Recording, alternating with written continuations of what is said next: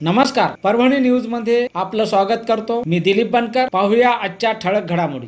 ज्येष्ठ पत्रकार मदन बापू कोले यांची clue intelligence detective department CID चे कार्यकारी सदस्यपदी नियुक्ती।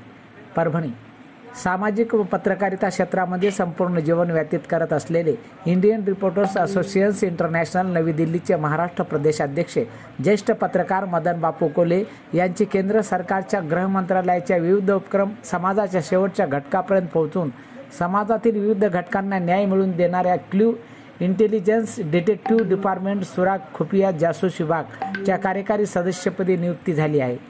देशातील सद्यस्थितीत आर्थिक गुन्हेगारीला, भ्रष्टाचाराला आळे घालणे, त्याचबरोबर महिलांवरील वाढते अत्याचार, अन्यायग्रस्त पीडित शोषितांना न्याय मिळवून देणे, तरुणाईला विविध व्यसनाच्या विळख्यातून बाहेर काढणे अशा अनेक गैरप्रकारांना आळा घालण्यासाठी या पदाचा उपयोग होणार आहे।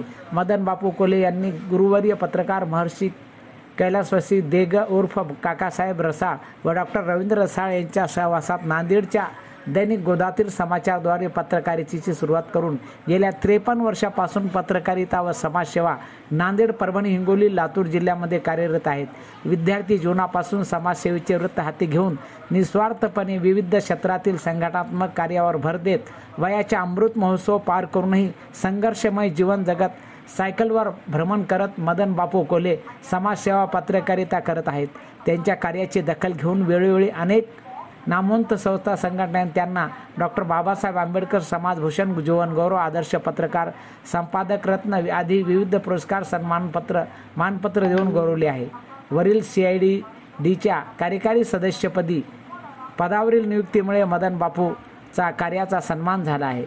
सदरील नियुक्तीबद्दल CID महाराष्ट्र व कर्नाटक विभाग प्रमुख संजय कुमार कोठेचा व महिला संरक्षण समितीच्या महाराष्ट्र राज्य प्रमुख श्रीदेवी पाटील यांचे मदन बापू कोले यांनी आभार मानून त्यांना धन्यवाद व्यक्त केले आहेत।